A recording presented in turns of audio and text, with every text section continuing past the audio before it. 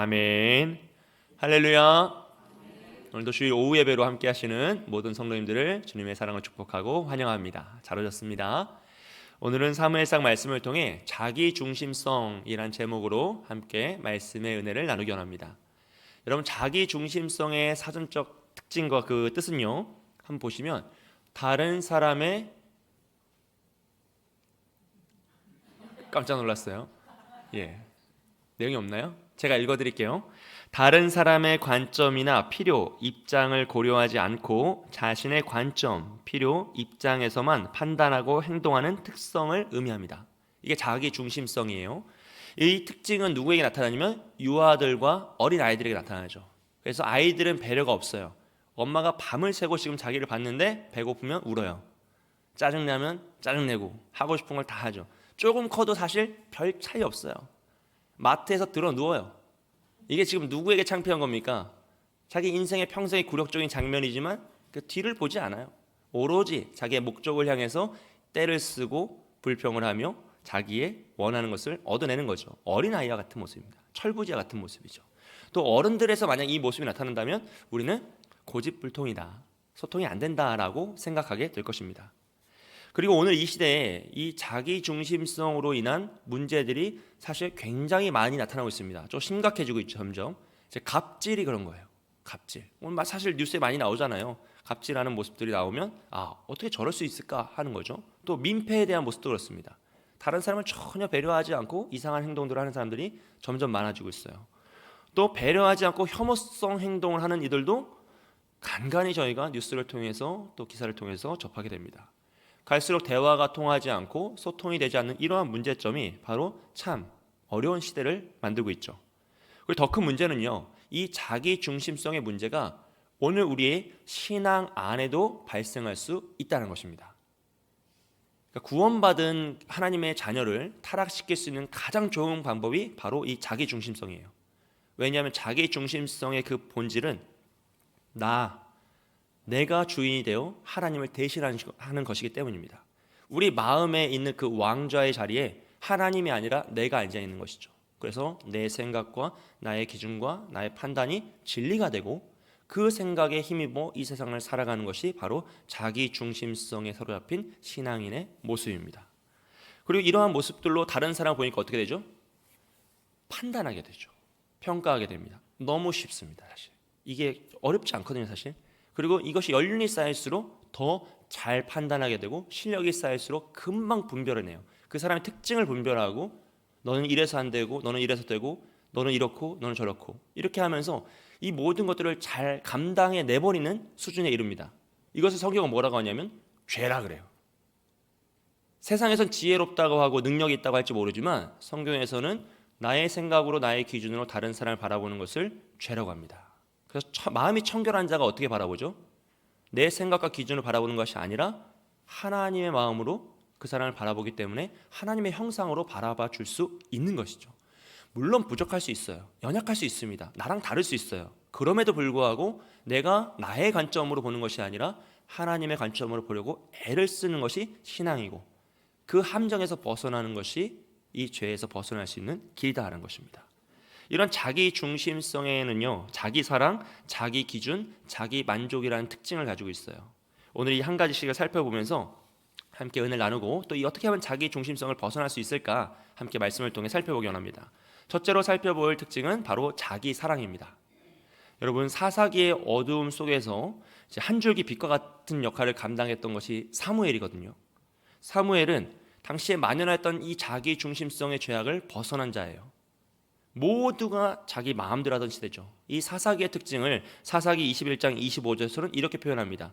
그때 이스라엘의 왕이 없으므로 사람이 각기 자기 소견에 옳은 대로 행하였더라. 무슨 말입니까? 다 자기 마음대로 살았다는 거죠. 어느 시대와 비슷하죠? 오늘 이 시대와 매우 흡사하죠. 점점점 그렇게 변하는 것 같죠, 여러분. 정말 그런 거죠. 룰이 없어요. 권위자가 없고 내가 신경 쓸 사람이 없습니다. 오로지 내가 주인인 거죠. 자기 사랑에 사로잡혀서 내가 하고 싶은 것, 내가 뜻하는 것을 이루어내는 것을 기쁨으로 살아가는 것입니다. 사람들은 하나님보다 자신을 더 우선시했고요. 자신에게 만족을 주는 존재를 더 우선시하고 자기를 사랑하는 것을 더 기뻐했습니다. 그래서 하나님 외에 다른 그 무엇을 먼저 생각하며 살아갔던 것이죠. 그리고 이러한 특징을 잘 보여주는 것이 오늘 우리가 본문에서 읽었던 엘리입니다. 엘리는 사실 굉장히 특별한 사람입니다, 여러분. 아주 탁월한 사람이에요. 아론의 가문의 후손이고요. 오랜 시간 동안 제사장의 역할을 감당했었고 종교적 리더십 가문이고 또 오늘날 따지면 신앙의 명문 가문 출신이죠. 그리고 그는 하나님의 말씀이 희귀하던 시대에 하나님의 말씀을 분별했습니다. 여러분, 엘리를 우습게 보시면 안 되는 게 사무엘이 엘리에게 찾아서 밤중에 나를 부르셨습니까? 이거 3번 했을 때 엘리가 뭐라 그러죠? 하나님이 너를 부르시는 것이니 주여 말씀하옵소서 내가 듣겠나이다 하라고 시켰죠. 그러니까 엘리는 그걸 판단하고 분별할 수 있는 능력이 있었어요. 대단한 사람인 거죠.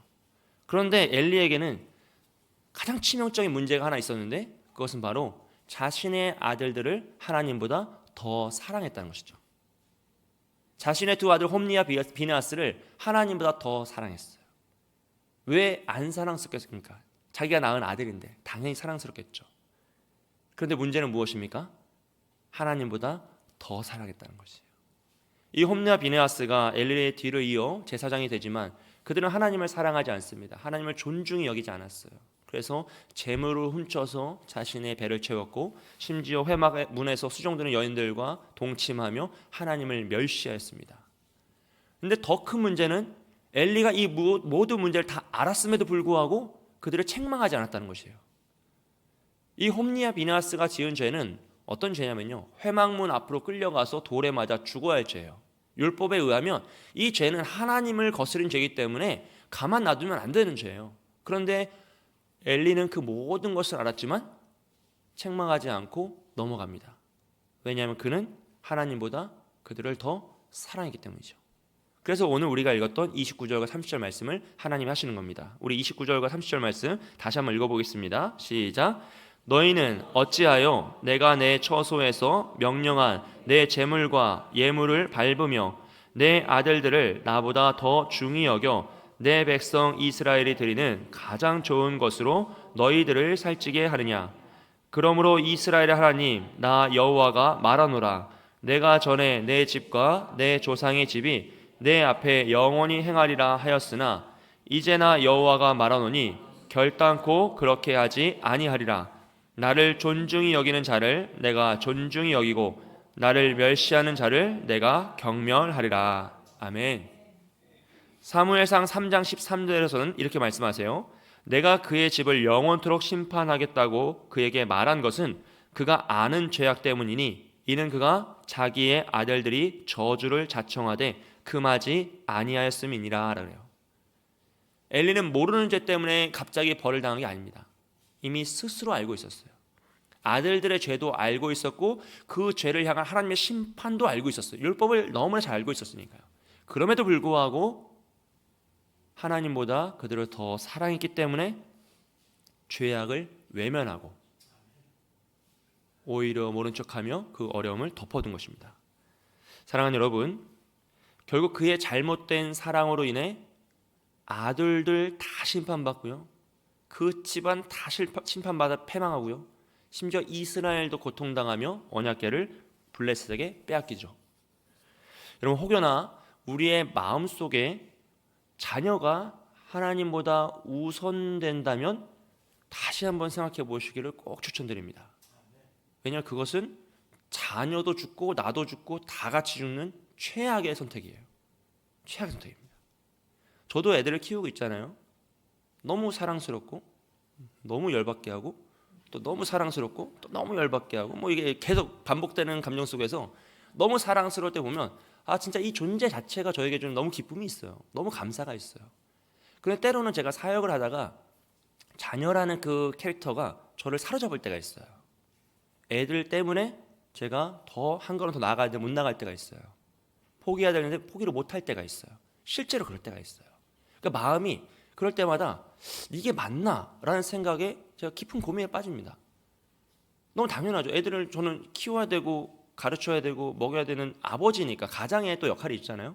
그것을 생각해보면 이게 과연 맞나? 맞을까? 이게 또 갈팡질팡한단 말이에요. 사실은 저도 막 성령 충만하면은 주님께서 다 먹이신다 하면서 이제 가는데 또 사실 인생이 그렇지 않잖아요. 그렇지 않을 때가 있어요. 그러니까 우리의 마음 속에는 사실 늘 이럴 때가 있지 않겠습니까? 내 자녀가, 그 귀한 자녀가 얼마나 너무 소중합니까? 그런데 잠깐 그럴 수 있을지 몰라도 그 우선순위의 자리를 하나님보다 자녀를 우선시 두는 순간 함께 망하는 거죠. 심지어 이거는 자녀뿐만 아니라 모든 것이 포함됩니다, 여러분. 나의 생각, 나의 만족, 물질, 성공, 나의 건강, 내가 사로잡혀 있는 그 무엇이요. 심지어 취미생활이요. 골프요. 한번 빠지시면 헤어나오기 쉽지 않으시다는 한 번 들어가서 그게 우선순위에서 내 삶의 최우선순위가 되는 순간 그 길은 결코 아름답지 않다는 것이죠. 이것을 오늘 엘리가 우리에게 보여주는 것이에요. 그렇다면 우리는 어떻게 해야 이 자기 사랑의 유혹에서 벗어날 수 있고 이 함정을 빠져나올 수 있을까요? 우리는 한나에게서 그 답을 찾을 수 있습니다. 솔로몬의 어머니죠. 어머니 한나죠. 사무엘의 어머니죠. 제가 오전 예배하고 오후 예배하니까 좀 헷갈리는 것 같아요. 네. 사무엘의 어머니 한나입니다. 한나는 사사기 시대의 사람이잖아요. 그 사사기의 특징은 약속이 무너졌다는 거예요. 다 자기 마음대로 하나님 언약 아무도 안 지켜요. 그 약속이 무너진 시대에 한나는 하나님께 언약을 받습니다. 그리고 그 언약을 스스로 지켜내려고 애를 쓰고 노력하고 심지어 나중에는 자신의 아들을 하나님께 약속에 의거하여 드리죠. 이게 쉬운 일이 아니잖아요, 여러분. 그 아이가 없어서 그렇게 애통하던 한나인데 아들을 낳았는데 그 아들을 하나님께 바친다는 건 더 이상 아무것도 남지 않는 거다는 거잖아요. 정말 불가능한 일이거든요. 근데 한나는 왜 그 아들을 하나님께 드립니까? 약속을 했기 때문이에요. 언약을 했기 때문에 그 약속을 지키기 위하여 그 언약이 무너진 시대에 언약을 지킴으로 그 자기 중심성의 죄악에서 벗어나는 거죠. 여러분, 한나는요 하나님을 사랑합니다. 그리고 하나님을 하나님으로 인정해요. 하나님의 것을 하나님의 것으로 인정하여서 내 아들은 내가 너무 사랑하고 귀한 아들인데 내 것이 아니다. 이것은 하나님의 것이다 라고 해서 하나님께 드리는 믿음을 보이죠. 이 자기 사랑의 죄악에서 벗어날 수 있는 유일한 길이 바로 하나님을 사랑하는 것입니다.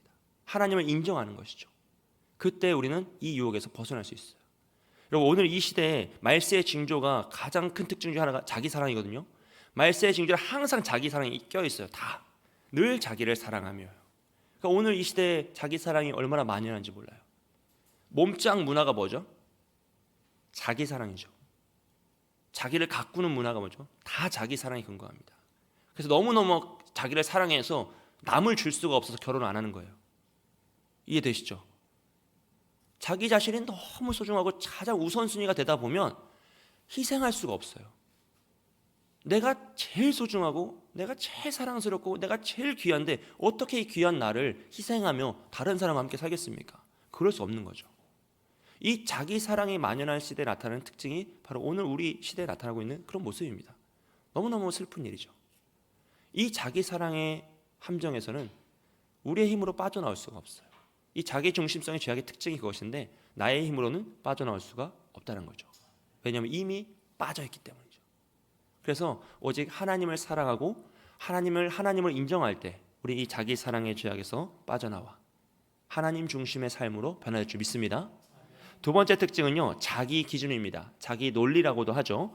자기 기준은요, 기만을 통해서 내 자신을 속이는 거예요. 다른 사람만 속이는 게 아니라 나를 속여야 돼요. 그래야 그 길을 끝까지 갈 수 있어요. 자기 기준에 사로잡히면 자기 자신을 속입니다. 그리고 그 죄악에서 헤어나오지 못하게 되죠. 그런 사람은 모두가 아니라고 해도 끝까지 뭐라 그래요? 맞다 그래요. 있으시죠? 집에 한 분씩 계십니까? 네. 이게 뭐 다 틀리는데 모두가 맞다고 해도 틀리다고 하고 모두가 틀리다고 해도 맞다 그래요. 이게 자기 기준의 성벽에 딱 사로잡힌 특징이에요. 사울이 왕이 되었을 때 그는 자기에게 주어진 직분에 집중합니다. 해야 할 일에 집중했어요. 그래서 하나님을 찬양하고 예배하고 블레셋과 나아가서 전쟁에 승리하죠. 그런데 그가 잠시 후에 조금 시간이 지나 자신의 직함에 집중하기 시작했어요. 그 타이틀에 집중합니다. 그러자 어떻게 됩니까? 하나님보다 사람의 눈을 보면서 자기 기준에 사로잡혀 죄악으로 가요. 진멸시켜야 할 물건들을 진멸시키지 않고 다 훔쳐왔는데 그걸 왜 가져왔냐고 하니까 하나님께 예배할 때 쓰려고 가져왔다라고. 말도 안 되는 얘기를 하며 자기 스스로를 속이고 모두에게 거짓을 하죠. 솔로몬이 처음 왕이 되었을 때요, 그는 직분에 집중하였어요. 자신이 해야 할 일에 집중합니다. 그래서 뭐라고 하죠? 주여 나에게 지혜를 주옵소서. 나는 어린아이와 같아서 이 많은 군중들, 이 많은 백성들을 다스릴 수 없으니 지혜를 달라고 요청합니다. 하나님이 지혜를 주고 그래 정말 아름답게 나라를 다스려 갔어요. 근데 잠시 시간이 지나니까 그 역시도 그 직함에 집중하며 왕으로서, 능력으로서, 자신의 통치로서의 그 권력에 집중하죠. 결국 정책적으로는 너무 지혜로운 정책이나 신앙적으로는 너무나 극악한 태도인 1000명의 왕비를 두며 결혼을 하였고 살아갔죠. 온 세상 나라들과 다 결혼한 거예요, 여러분. 여러분 지금 머릿속에 1000개의 나라 이름이 떠오르지 않으시잖아요. 그러니까 솔로몬 당시에 주변에 있던 모든 나라와 정략 결혼한 거예요. 그리고 그 모든 나라에 있는 우상이 다 이스라엘에 들어왔습니다. 그리고 온 이스라엘에 산당을 지어서 모든 백성에게 우상 숭배를 시킨 것이 솔로몬이에요. 여러분 열왕기에 보면 악한 왕들 많잖아요. 그 사람들은 모든 백성을 다 죄악에 빠뜨리지 못했어요. 모든 이스라엘 백성들을 죄에 빠뜨린 것이 바로 솔로몬입니다. 하나님이 주신 지혜로 직분에 집중하지 않고 직함에 집중하였더니 정말 극악무도한 일을 해내더라는 것이죠. 자기 기준이죠. 자기 생각에는 이게 맞는데, 내 생각엔 이게 정말 좋은 일인데, 정말 좋은 정책인데 하고 봤더니 결과가 너무나 비참하다는 것이죠. 사랑하는 여러분, 우리가 인생을 살아갈 때 흔히 하는 실수 중에 하나가요, 바로 이제 기준에 대한 실수인데, 우리는 좋고 싫음으로 기준을 삼을 때가 생각보다 많습니다. 그래서 나에게 좋은 것은 옳은 것, 나에게 싫은 것은 그른 것이라고 평가할 때가 생각보다 많아요. 나에게 좋은 사람은 악인이라도 괜찮은 사람, 나에게 나쁘고 내 마음에 안 드는 사람은 의인이라도 별로인 사람으로 평가할 때가 있다는 것이죠. 하지만 성경은 우리에게 뭐라고 말씀합니까? 옳고 그름으로 평가하라 그래요. 좋고 싫음은 인간의 기준이고요, 하나님의 기준은 옳고 그름입니다. 그래서 하나님이 옳다고 하시는 건 내 마음에 안 들고 내가 너무 싫어한 것이랄지라도 옳은 것이에요. 그러니 그것을 선택해야 되죠. 반대로 하나님이 그러다, 이것은 안 된다라고 하시는 건 내가 너무나 좋아하고 너무나 사랑할지라도 그것은 거부해야 됩니다. 이게 맞는 기준이죠. 그러나 우리는 늘 옳고 그름이 아니라 좋고 싫음으로, 내 마음에 드는 것이 좋고 내 마음대로 이루어지는 것이 행복하고, 심지어 교회도 내가 원하는 방식대로 운영되는 교회가 좋은 교회라고 판단하며 살아갈 때가 많다는 것이죠. 여러분, 엘리 역시 그랬습니다. 엘리는 하나님의 기준을 다 알고 있었어요. 제사장이잖아요. 엘리트 중에 엘리트였단 말이에요. 다 알고 있었습니다. 그러나 그는 옳고 그름이 아니라 좋고 싫음으로 판단했어요. 자기 아들들이 너무 좋아서, 너무 자랑스럽고 너무 사랑스럽고, 이제 커가지고 제사장 역할을 하니까 너무 기분이 좋은 거예요. 야, 드디어 내 아들들이 장성하여 제사장이 됐구나. 너무너무 행복한 거죠. 그래서 죄악에 빠져 있음에도 불구하고 그런 일을 옳다라고 여기며 좋다라고 생각하며 넘어갔던 겁니다. 그리고 그 모습을 또 잘 보여주는 사람이 아간이죠. 아간이 여리고 전투에서 시날산의 외투 한 벌과 금 조금 은 조금 훔쳤어요. 왜 훔쳤냐고 물어보니까 내가 아름다운 시날산의 외투와 금과 은을 보고 가지고 싶었어요. 마음에 들어서 그것을 가졌다라고 했어요. 근데 하나님께서는 그것을 뭐라고 하시냐면, 갈미의 아들 아갈이니 그는 진멸시킬 물건을 범하여 이스라엘을 괴롭게 한 자이며 라 그래요. 그래서 진멸시킬 물건은 가증한 것입니다. 가증한 것, 하나님 보시기에 가증한 것, 하나님 보시기에 죄악된 것인데 아간은 뭐라고 하냐면 아름답다고 해서 너무 갖고 싶었다고 하죠. 같은 물건입니다, 여러분. 같은 물건인데 하나님은 진멸시킬 물건이라고 하시고 아간은 너무나 너무 좋고 갖고 싶었다라고 표현을 하는 거죠. 얼마나 무서운 일입니까, 여러분. 만약 우리의 마음속에 있는 너무나 갖고 싶고 너무나 좋고 너무나 아름다운 그것들이 하나님 보시기에 가증한 것이라면, 그럼 그 결과는 이들의 인생에서 벗어날 수 없어요. 너무 비참하고 극악무도한 결과에 도달하는 것이죠. 사랑하는 여러분, 그럼 오늘 우리의 판단의 기준은 무엇입니까? 우리가 다른 사람과 교회를 판단하고 평가하는 기준은 무엇입니까? 옳고 그름입니까? 아니면 좋고 싫음입니까? 우리가 아간이나 엘리의 그 모습을 통해서요, 우리는 배워야 돼요. 이 길이 얼마나 잘못된 길이고 얼마나 무서운 결론에 도달할 수 있는 길인지를 우리가 깨달아야 합니다. 그리고 그 길이 결코 하나님이 원하시는 길이 아니다라는 것도 느껴야 되죠. 그리고 심지어 그 길은요, 나 하나로 끝나는 것이 아니라 나의 가정과 나의 공동체와 나의 교회까지도 함께 몰락시킬 수 있는 너무너무 무서운 길입니다. 그래서 그 길은 전혀 추천드리지 않아요, 여러분. 절대로 그 길을 가셔야 합니다.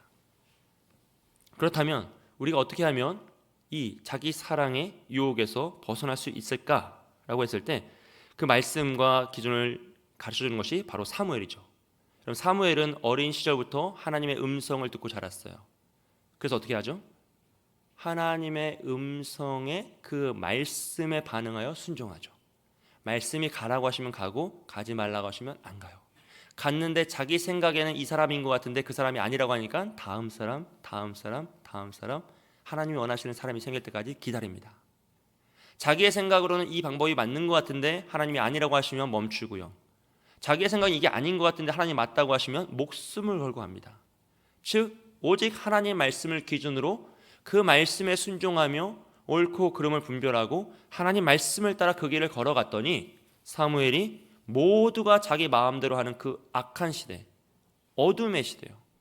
왕이 없어 자기 속에는 어른들 하던 그 시대에 하나님을 중심으로 하나님께 순종하며 자기 중심성의 죄악을 벗어나더란 것이죠.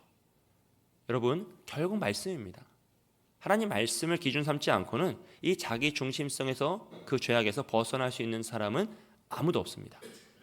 오직 하나님 말씀으로 우리의 생각과 삶을 판단하고 옳고 그름을 분별하는 저와 여러분이 되시길 주님의 이름으로 축복드립니다. 세 번째로요, 자기 만족입니다. 자기 만족은 욕망과 집착에 사로잡혀 중독된 상태이거든요. 이 만족은 한번 만족했다라고 끝나는 것이 아니라 탐욕스럽기 때문에 끝없이 목말라요. 그래서 중독된 상태라고 표현을 합니다. 사무엘이 이스라엘을 다스릴 때 이스라엘 백성들이 왕을 요구해요. 그리고 하나님은 그들의 요구에 응답하셔서 사울을 왕으로 주십니다. 그리고 이스라엘 백성들은 너무 기뻐해요. 우리가 하나님께 기도하여 왕을 받았다. 기도가 응답됨에 있어서 너무 행복해하고 기뻐합니다. 해피엔딩으로 끝난 것 같아요. 근데 하나님께서는 뭐라고 하시냐면 사무엘상 8장 7절 말씀입니다. 우리 함께 읽겠습니다. 시작. 여호와께서 사무엘에게 이르시되 백성이 내게 한 말을 다 들으라. 이는 그들이 너를 버림이 아니오 나를 버려 자기들의 왕이 되지 못하게 함이니라. 아멘. 무슨 말입니까? 여러분, 모습은 다 잘 된 것 같잖아요. 기도하여서 응답받았어요. 기도하여서 성취되었습니다. 기도하여서 소원이 이루어졌어요. 그런데 하나님 뭐라고 하시냐면 그들이 나를 버렸다라고 표현하세요. 이스라엘이 나를 버렸다. 왜 그렇습니까? 그들은 하나님의 말씀을 기준으로 기도한 것이 아니라 자신들의 욕망과 자신들의 그 필요, 만족을 위해서 기도했던 것이죠. 나의 필요를 채우기에 하나님을 이용한 겁니다. 나의 만족을 위해서 하나님을 도구화하는 것이죠. 그리고 이러한 자기 만족은 결국 모두를 변질시켜버린 것입니다. 타락시키고 패망으로 치닫게 합니다. 자기 힘으로 벗어날 수 있다고 생각하는 순간 이미 우리는 빠져 있는 거거든요. 절대로 이 자기 만족에서도 그 중독된 상태에서도 벗어날 수 없죠. 여러분, 이제 중독자에 관련된 다큐멘터리나 뉴스를 보시면 다 아시잖아요. 술에 중독, 알코올에 중독되어 계시고 뭐 마약에 중독되어 계시고 그분들이 스스로의 힘으로 빠져나올 수가 있습니까? 없습니까? 없죠. 빠져나올 수 있다고 괜찮다고 하면서 편의점 가서 뭘 사요? 술을 사요. 이것만 먹고 끊을 거라고. 이게 사람인지라 안 된다는 거죠. 우리도 마찬가지예요. 우리가 우리를 너무 사랑하고 너무 만족스럽고 우리 그 만족하는 것에 빠져 있으면 결국은 이 만족이 우리를 충족시켜줘요. 그리고 또 목마르게 하고 또 무엇인가를 갈급해 채워서 충족시키려고 또 충족시키려 하고 계속 악순환으로 목말라 가는 것이죠. 절대로 우리의 힘으로는 벗어날 수가 없습니다. 오직 하나님의 힘을 의지할 때, 하나님이 은혜를 주실 때에만 우리는 이 죄악에서 자유함을 얻을 수 있는 것이죠. 자기 만족에서 벗어날 수 있는 유일한 길은 오직 하나님 중심으로 살아가는 것입니다. 하나님을 사랑하고 하나님의 말씀을 기준으로 삼고 하나님 한 분만으로 만족하며 살아가는 것이죠. 사무엘이 그랬고 한나가 그랬던 것처럼 하나님 한 분만으로 만족하며 살아가는 것입니다. 사무엘은 사사기 후반 자기 중심성의 죄악이 만연한 세상 속에서요, 오직 하나님을 사랑하고 그 말씀을 기준으로 삼고 순종하며 하나님 한 분만으로 만족하는 삶을 살아요. 그래서 자신에게 주어진 직함이 중요한 것이 아니라 직분으로서, 제사장으로서, 선지자로서 이들을 어떻게 더 잘 섬길까, 어떻게 더 힘있게 이들을 지킬까, 이 죄악된 세상으로 이들을 어떻게 구원해낼까 고민하면서 목숨을 걸지 않고 사명을 감당합니다. 그리고 그가 이렇게 고백하죠. 사무엘상 12장 23절과 24절 말씀 함께 읽겠습니다. 시작. 나는 너희를 위하여 기도하기를 쉬는 죄를 여호와 앞에 결단코 범하지 아니하고 선하고 의로운 길을 너희에게 가르칠 것인즉 너희는 여호와께서 너희를 위하여 행하신 그 큰 일을 생각하여 오직 그를 경외하며 너희의 마음을 다하여 진실이 섬기라. 아멘. 무엇입니까? 자신이 해야 할 일에 오로지 집중하면서 오직 하나님만을 바라보면서 기도하기를 쉬지 않겠노라. 끝까지 주님만을 따르겠노라. 내가 그렇게 갈 테니 너희도 이 길을 따라오라 라고 외치며 나아가는 것이죠. 결국 그의 인생을 되돌아보면요, 여러분, 사무엘은요 출신 성분을 뛰어넘습니다. 자신의 한계를 뛰어넘어요. 자신의 능력을 뛰어넘죠. 그리고 모두가 두려워하는 믿음의 사역자가 되었고 하나님의 능력의 통로가 되었고 정말로 왕들도 두려워하는 하나님의 선지자가 되었습니다.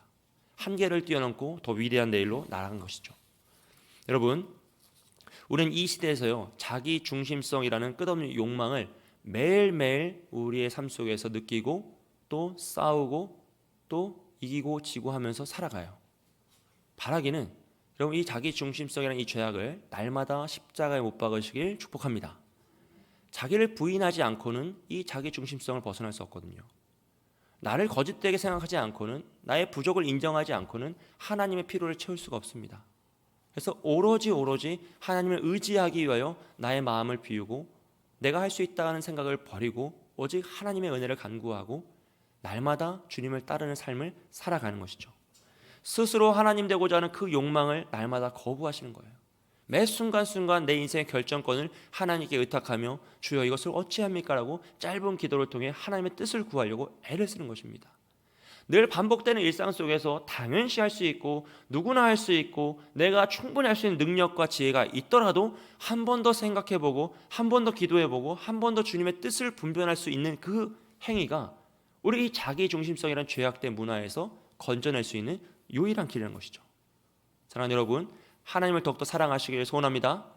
하나님 말씀을 기준으로 삼으시고 오직 하나님입니다.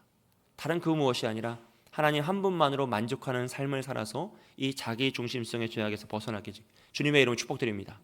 그리고 그런 자들에게는 하나님 뭐라고 축복하시냐면요, 30절에서 나를 존중히 여기는 자를 내가 존중히 여기고 나를 멸시하는 자를 내가 경멸하리라 라고 말씀하세요. 우리가 하나님을 사랑하고 하나님을 의지하고 하나님을 존중하고 하나님 한 분만으로 만족하면 하나님은 우리를 더 사랑해 주시고 우리를 더 채워주시며 우리의 인생을 더 강권적인 손으로 붙드시노라 라고 약속하시는 거죠. 여러분, 혹여나 오늘 마음속에 무엇으로 만족하고 계십니까? 우리를 흡족하게 하는 것은 무엇입니까? 생각만 해도 기분이 좋고 존재 자체로 나를 행복하게 하는 그 무엇이요. 그 무엇이 있는 것은 참 좋은 인생입니다. 저도 있고요. 여러분은 있을 거라 믿습니다. 그런데 절대로 그 무엇이 하나님보다는 우선되지 않으시기를, 어느 순간 그것이 하나님의 자리를 차지하고 내 마음의 자리, 왕좌의 자리를 차지하려 할 때 말씀으로, 오늘 이 말씀을 기억하셔서 그 말씀으로 끊어내시고 말씀으로 승리하셔서 끝까지 믿음의 길을 감당하시는 저와 여러분이 되시길 주님의 이름으로 축복드립니다. 다시 함께 기도하겠습니다. 사랑과 은혜가 많으신 하나님 아버지, 우리가 오직 하나님을 사랑하고 말씀에 순종하며 하나님 한 분만으로 만족하는 삶을 살기 원합니다. 그리하여 자기 중심성의 죄악에서 벗어나 참된 믿음의 삶을 살기 원하오니 자기 사랑과 자기 기준과 자기 만족의 함정에 빠져 패망의 길을 걸어가는 것이 아니라 오직 주님만을 의지하여 주님만을 사랑하여 주의 말씀을 기준 삼아 주님 한 분만으로 만족하는 삶을 삼아 이 죄악에서 벗어날 수 있도록 도와주시옵소서. 오직 우리의 삶을 통해 하나님의 역사가 나타나기 소원합니다. 순종하는 삶을 통해 빛과 소금의 착한 행실의 삶을 살기 원합니다. 주님께서 우리와 함께해 주시고 오늘 우리의 삶과 이 한 주의 삶을 주관하여 주옵소서. 언제나 동행하실 걸 믿사오며 감사드리며 예수님의 이름으로 기도합니다. 아멘.